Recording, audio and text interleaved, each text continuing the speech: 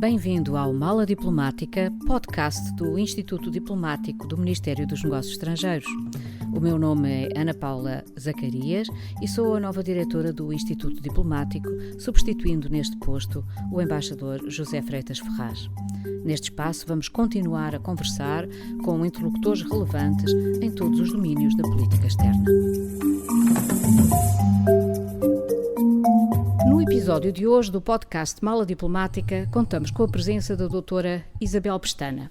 A doutora Isabel Pestana é licenciada em Relações Internacionais pelo Instituto Superior de Ciências Sociais e Políticas da Universidade Técnica de Lisboa, obteve um certificado de Études Politiques Européennes do Institut d'Études Politiques da Universidade Robert Schuman de Estrasburgo, é pós-graduada em Estudos Africanos, Análise e Gestão de Desenvolvimento Social e Económica do ISCTE. Entrou para a carreira diplomática no concurso aberto em 2004. Esteve colocada nas embaixadas em Maputo e Brasília e em Lisboa foi chefe de divisão da Direção-Geral de Política Externa, coordenadora do Centro de Estudos e Análise Estratégica do Instituto Diplomático, adjunta do Gabinete do Ministro da Defesa Nacional e consultora para as relações internacionais do Presidente da República. Atualmente é assessora no gabinete do Presidente da Assembleia da República desde junho de 2024.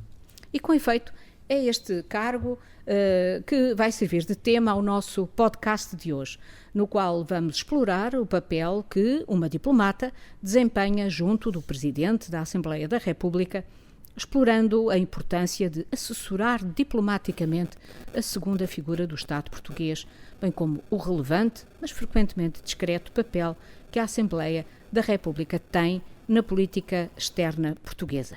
Doutora Isabel Pestana, seja bem-vinda à Mala Diplomática. Um gosto tê-la aqui conosco. Talvez possamos começar pela questão dos poderes da Assembleia da República em matéria de política externa, que estão definidos na Constituição da República Portuguesa, apesar de não serem muito conhecidos do público em geral. Estes incluem a ratificação de tratados, o controlo da atuação do governo, através, por exemplo, de comissões parlamentares, entre outros. E começava este episódio por lhe pedir que nos falasse um pouco dessas responsabilidades da Assembleia da República em matéria de política externa. O que é que nos pode dizer sobre estas matérias? Obrigada, embaixadora, pela oportunidade. Saúde a todos os ouvintes. É um gosto muito grande estar aqui e poder partilhar um pouco algumas impressões e informações sobre esse tema. Para começarmos a falar sobre as responsabilidades da Assembleia da República em matéria externa, eu julgo que, antes de mais, vale a pena revermos o princípio da separação e interdependência entre os diferentes órgãos de soberania, que está instituído na Constituição, de modo a entender que não há sobreposição entre o papel de cada um destes órgãos, de cada um dos nossos órgãos de soberania, e incluindo em matéria de ação externa. Cada um tem o seu espaço, cada um desempenha o seu respectivo papel. No que toca à Assembleia da República, a Constituição refere competências exclusivas e competências partilhadas com o Governo, designadamente em matéria de aprovação de tratados ou até de participação de Portugal em organizações internacionais, mas ainda, por exemplo, a competência exclusiva de autorização do Presidente da República a declarar a guerra e a fazer a paz. Para além daquilo que é a competência de fiscalização do Governo, e isso inclui também, naturalmente, matérias de política externa, e eu diria que faz sentido sublinhar aqui que a Constituição refere com particular incidência nas questões que ligam à participação de Portugal no processo de construção da União Europeia. Esse aspecto é muito interessante, porque nós vemos no artigo 161 da Constituição, que diz que compete à Assembleia da República aprovar para ratificação os tratados que versem sobre matérias da sua competência legislativa ou que o Governo entenda por bem submeter, e isso imaginamos que são tratados económicos, tratados sobre direitos humanos, tratados constitutivos de organizações internacionais. Essa é uma matéria muito interessante, mas em relação à definição do papel de Portugal na política europeia ou na área dos assuntos europeus, como é que isso se passa? O que é que efetivamente, quais são aí as ações da Assembleia da República?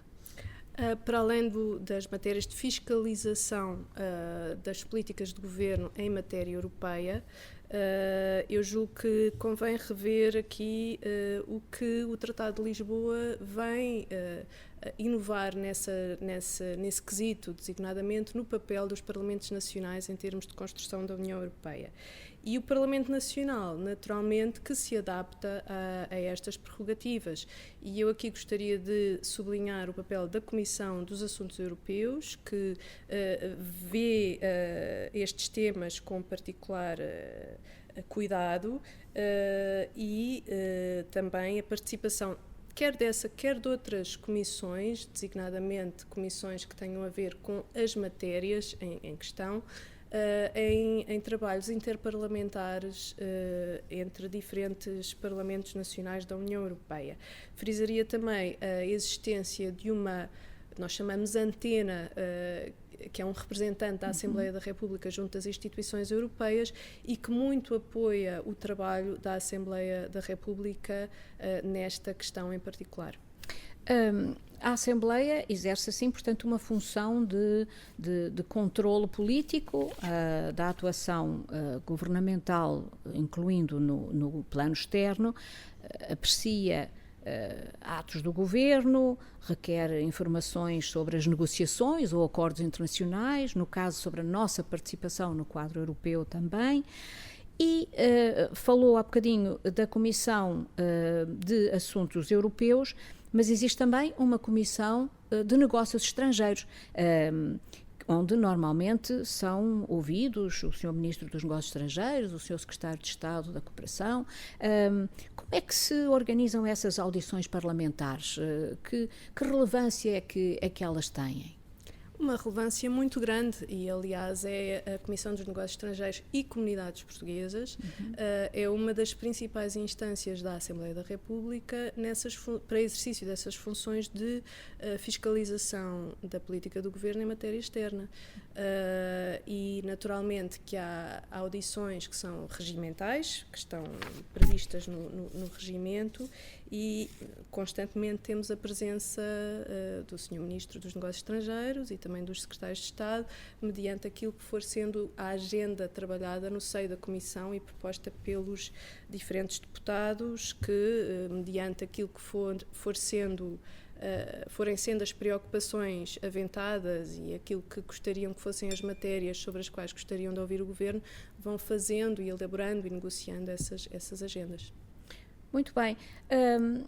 Outra área que se ouve muitas vezes é a ideia de que existem grupos parlamentares de amizade que são organizados dentro do Parlamento ou que se estabelecem relações interparlamentares bilaterais, ou seja, o nosso Parlamento tem relações políticas com outros parlamentos de países parceiros. Há envio de delegações às Assembleias Parlamentares Internacionais também.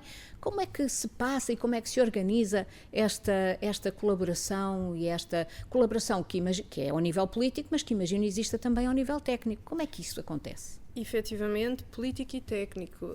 A ação externa da Assembleia da República é um mundo bastante diverso e mais complexo do que apenas a existência dos grupos parlamentares de amizade. E fazendo um quadro muito rápido, eu diria que há de facto duas camadas, uma camada mais técnica, outra camada mais política, e eu começaria talvez com a técnica, porque foi com aquela que eu me deparei mais cedo ao longo da minha carreira diplomática, designadamente ao exercer funções em Moçambique e a acompanhar na altura a visita da então Secretária-Geral da Assembleia da República a Moçambique, e ela tinha ido no âmbito de um protocolo de cooperação que existia, e ainda bem que existe, renovado agora, entre a Assembleia da República Portuguesa e a Assembleia da República de Moçambique. E deparei-me nessa altura com a existência deste tipo de relacionamento de apoio de serviços entre parlamentos de Portugal, neste caso, e de Moçambique, mas também de Portugal com uma série de outros parlamentos, com especial incidência para os parlamentos dos países de língua portuguesa. Isso é uma cooperação antiga, tradicional, com um efeito muito concreto e especial naquilo que é o desenvolvimento da relação bilateral como um todo. Depois temos a parte mais política, onde enquadro aí todo o trabalho desenvolvido pelos deputados. Nós temos 230 deputados e que vão tendo também trabalho na ação externa, consoante aquilo que for o entendimento de cada um, mas na verdade existem os grupos parlamentares de amizade, onde os deputados de diferentes forças políticas integram a composição dos mesmos, e estes grupos parlamentares de amizade, que são mais ou menos a parte mais conhecida do público em geral, daquilo que é esta componente externa. Estes grupos parlamentares de amizade visam fortalecer o relacionamento com determinado país e também têm uma forte componente de relacionamento com os grupos congêneres. Vamos um exemplo: o grupo parlamentar de amizade Portugal-Brasil tem um relacionamento estreito, e pode ter um relacionamento estreito com o grupo parlamentar de amizade Brasil-Portugal, e também com as embaixadas residentes em Portugal e com todos os temas relacionados com o relacionamento bilateral em questão. Tem alguma ideia quantos grupos é que existem, mais ou menos? Depende de cada legislatura. Okay. Na legislatura que agora finda foram mais de 60, mas os grupos, quando foram criados, tiveram pouco tempo para aprofundar os seus programas de ação, porque não houve tempo para depois desenvolverem muitas ações. Portanto, de legislatura em legislatura são criados novos grupos. Todas as prerrogativas ligadas a isso estão no regimento da Assembleia, mas essa é uma das figuras centrais daquilo que é a parte externa, de atuação externa do Parlamento português. Há também, muito importante, outro instrumento, que são as delegações junto de organizações parlamentares internacionais. Muito bem. Eu vi, por exemplo, a participação de deputados portugueses na Assembleia Parlamentar das Nações Unidas ou na Assembleia Parlamentar do Conselho da Europa, e imagino que também que exista hoje um reforço grande do relacionamento entre o Parlamento Nacional e o próprio Parlamento Europeu, não é isso? Sim, são vertentes diferentes, começando com as organizações parlamentares internacionais, que não inclui o Parlamento Europeu. O Parlamento Europeu é uma instituição europeia à parte, mas já vamos lá. Sobre as organizações parlamentares internacionais, eu diria que Portugal, a Assembleia da República, é parte de muitas delas. Eu daria aqui alguns exemplos: a Assembleia Parlamentar da NATO, a Assembleia Parlamentar da CPLP, falou do Conselho da Europa, naturalmente, mas uma série de outras, incluindo a UIP, que foi criada há muito tempo. É uma das primeiras organizações internacionais criada no século XIX. E, portanto, isto dá nota da crescente importância desta diplomacia parlamentar no sistema internacional e que se vem fortalecendo. Cada delegação parlamentar tem diferentes deputados, diferentes formações políticas que integram essas delegações e que, por via disso, participam numa série de reuniões e de trabalhos que são naturalmente distintos consoante a organização em questão, e temos muitos deputados que vêm sendo felicitados pelo trabalho que produzem, e temos às vezes também casos de deputados portugueses que são eleitos para cargos de direção dentro de cada uma dessas organizações parlamentares internacionais. Falou do Parlamento Europeu, e muito bem. É importante haver uma ligação que não existe muito formalmente, na medida em que não é uma delegação. Os deputados portugueses eleitos para o Parlamento Europeu não têm um vínculo à Assembleia da República. Coisa que nem sempre é muito clara, e muitas vezes é preciso explicar isso, porque não é a Assembleia da República que dá orientações aos deputados portugueses que estão no Parlamento Europeu. Por vezes questionam-nos sobre isso, mas é assim o sistema, e, portanto, o que não quer dizer que não haja um interesse em conhecer o pensamento e aquilo que é a ação dos deputados europeus, portugueses, e que desenvolvem no Parlamento Europeu, e posso dizer-lhe que, por exemplo, o Presidente da Assembleia da República fez e tenta criar momentos para desenvolver esse tipo de contactos, incluindo também sempre a Comissão dos Assuntos Europeus e outras comissões interessadas nesse tipo de contacto. Muito interessante, então, a Assembleia da República, vemos que não conduz a política externa, mas acompanha, fiscaliza, legitima os seus principais instrumentos, como os tratados e a participação em organizações internacionais, e exemplo de tudo isso são, por exemplo, a aprovação da adesão de Portugal a tratados da União Europeia, a realização de missões parlamentares, como vimos aqui no caso que falou de Moçambique, ou no quadro da CPLP, a criação de grupos parlamentares de amizade, a participação em assembleias parlamentares, como a Assembleia Parlamentar da NATO, ou a famosa, porque muito antiga, União Interparlamentar. Gostaria que nos falasse agora um pouco mais sobre o seu cargo como assessora do Sr. Presidente da Assembleia da República, que tem aqui uma importância grande, porque assessora o Presidente da Assembleia. Ele próprio também fará as suas visitas, os seus encontros, é a segunda figura do Estado português. Como é que se originou este lugar, digamos assim, de assessor diplomático do Presidente da Assembleia da República, e o que é que faz no seu cotidiano?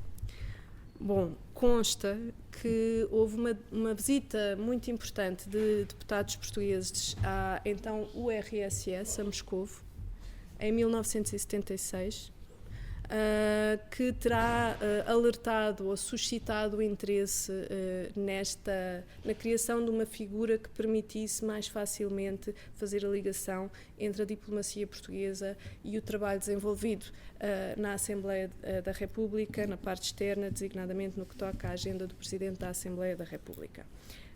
Muita gente fala desta visita ainda como sendo um marco, em 76, mas daquilo que eu pude perceber, fazendo uma breve investigação nos arquivos, terá sido em 1987, na altura o Presidente da Assembleia da República era Vítor Crespo, que teve no seu gabinete especificamente uma assessora diplomática no ativo pela primeira vez, a doutora Margarida Figueiredo, na altura.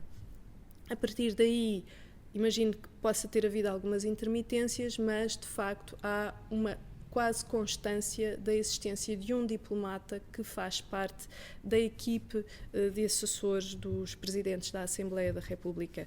E assim é porque faz toda a falta essa ponte com o Ministério dos Negócios Estrangeiros e a importância que os diplomatas também têm, cada vez mais, na sua função de informação e aconselhamento, organização da agenda externa, neste caso, do Presidente da Assembleia da República. Muito bem.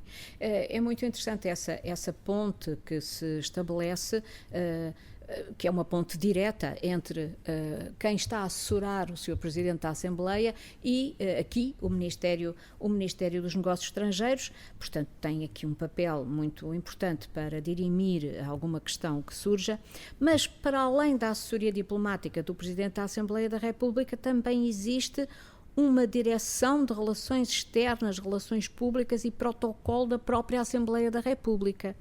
Ora, como é que se faz esta articulação? O que é que faz esta Direção-Geral e como é que articula o seu trabalho com esta Direção-Geral, Isabel?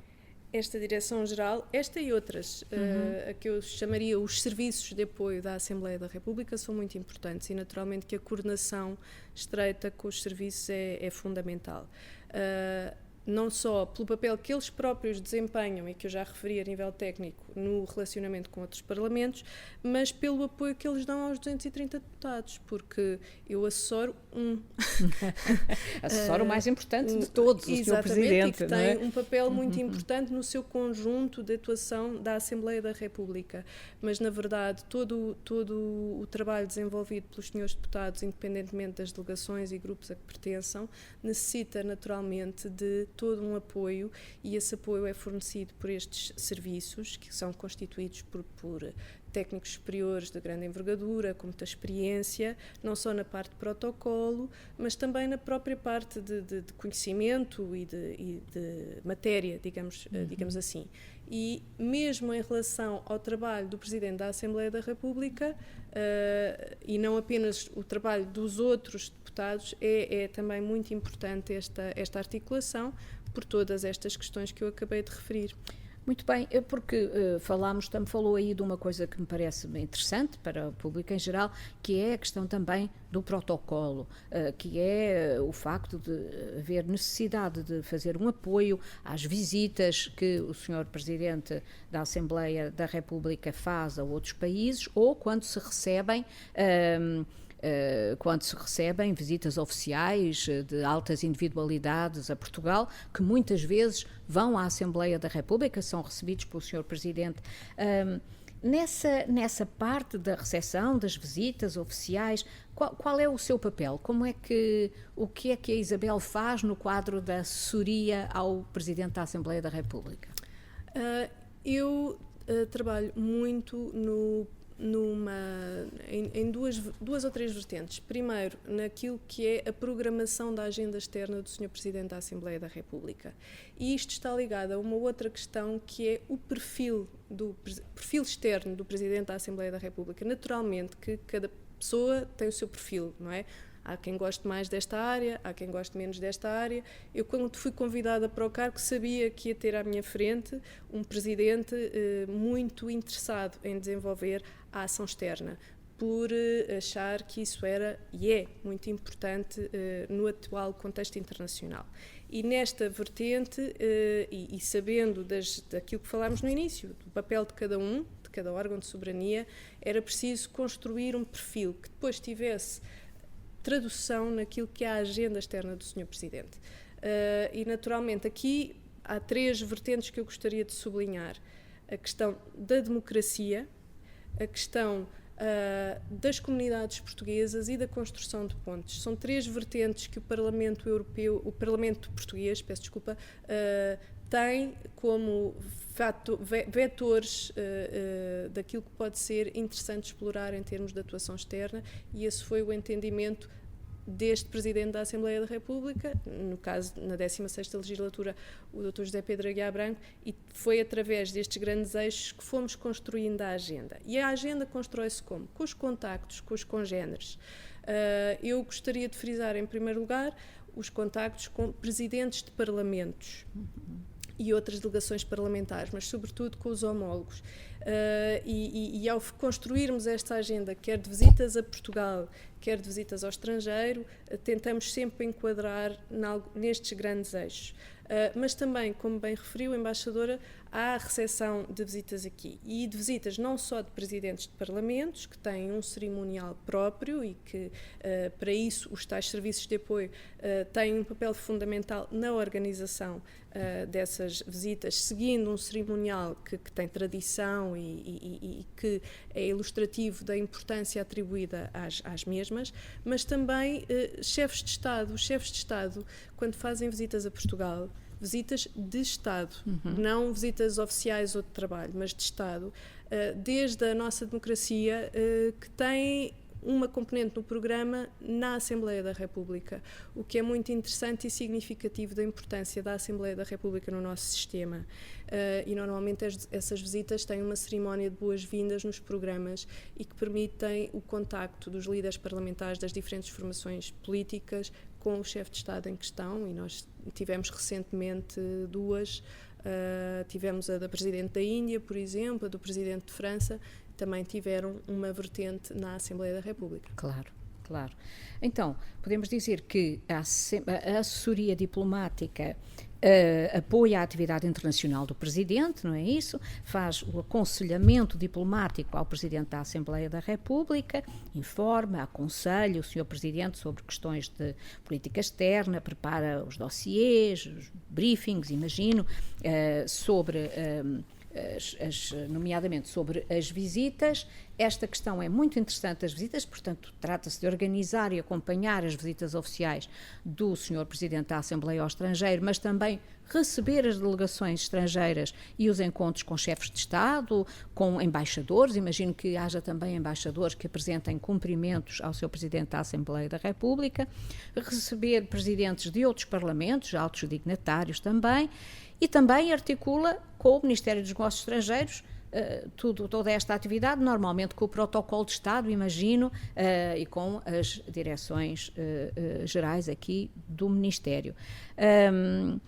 E atua também como um ponto de contacto entre a Assembleia da República e isso, provavelmente outros organismos internacionais, parlamentares, no estrangeiro, promovendo este reforço da imagem institucional da Assembleia a nível internacional, que é muito interessante.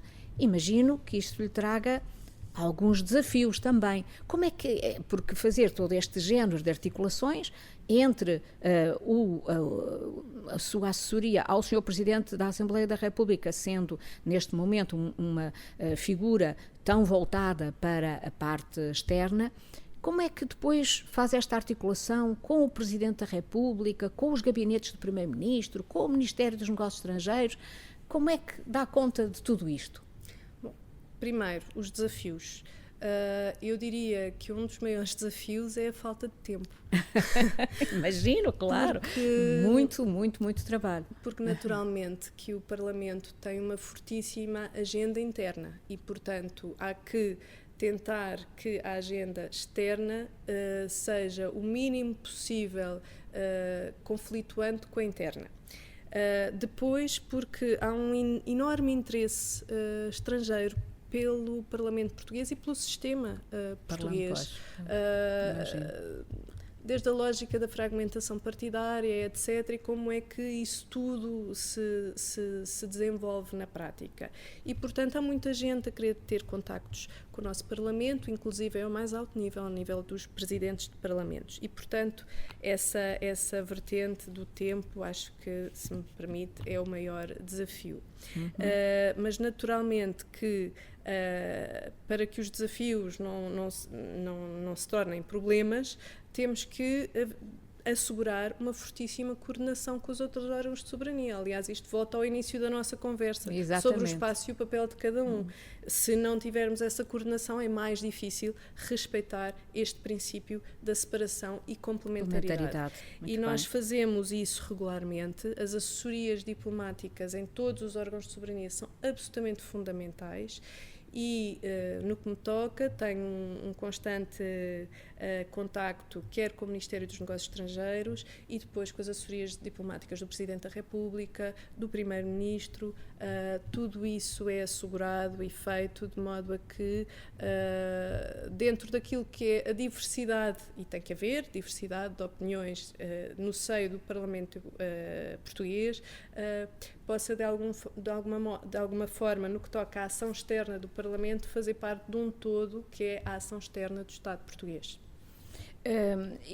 Tocou um ponto que é interessante e é a razão pela qual nós estamos a fazer basicamente também estes episódios do nosso podcast, que tem a ver com o papel dos diplomatas fora do Ministério dos Negócios Estrangeiros.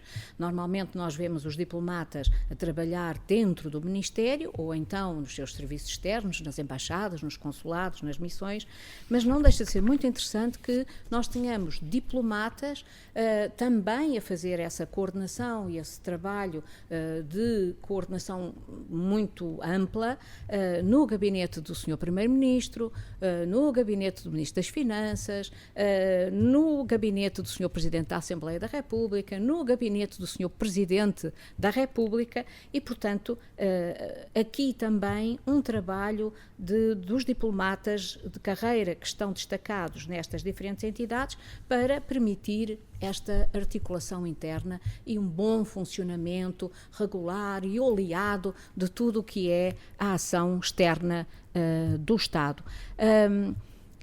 Uma última pergunta, eu diria, sobre a importância crescente desta diplomacia parlamentar. Em tempos de multipolaridade, em tempos de globalização, imagino que a assessoria diplomática tem aqui um papel fundamental. Disse-me há pouco, falou de 3 temas que são de grande interesse: a questão da democracia, a questão das comunidades portuguesas e a questão da construção de pontes.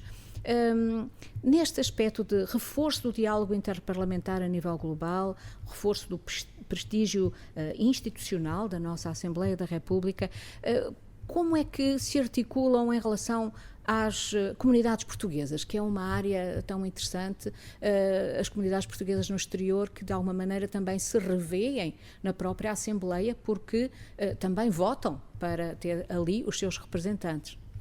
Efetivamente, é de facto, não é à toa que a Comissão dos Negócios Estrangeiros também tem no seu título "e das comunidades portuguesas". É um fator fundamental. Estamos a falar de cidadãos portugueses e, portanto, no que toca à ação externa do Parlamento, e eu posso falar essencialmente da ação externa do Presidente da Assembleia da República, há sempre uma tentativa de ouvir as comunidades quando há alguma deslocação fora e também de perceber quais são os principais desafios dessas comunidades nas suas diferentes geografias, as principais reivindicações, preocupações. Enfim, é absolutamente fundamental perceber o que é que os portugueses lá fora vivem e como é que isso também pode eventualmente ter influência naquilo que é a sua participação cívica em Portugal. Muito bem. Muitíssimo obrigada, Isabel. Obrigada por todas estas explicações tão úteis, eu acho que para o público em geral, e para dar a conhecer realmente o trabalho dos diplomatas portugueses fora do Ministério, muitas vezes pouco conhecido, mas que é importante para que a política externa portuguesa se torne efetiva e consiga produzir resultados na realidade e que a máquina da administração do Estado funcione em tudo o que tem a ver com os assuntos de política externa. Muitíssimo obrigada e até breve, quem sabe, noutras funções, daqui a alguns anos, possamos voltar a ver-nos aqui no nosso podcast Mala Diplomática. Muito obrigada. Muito obrigada, foi um gosto.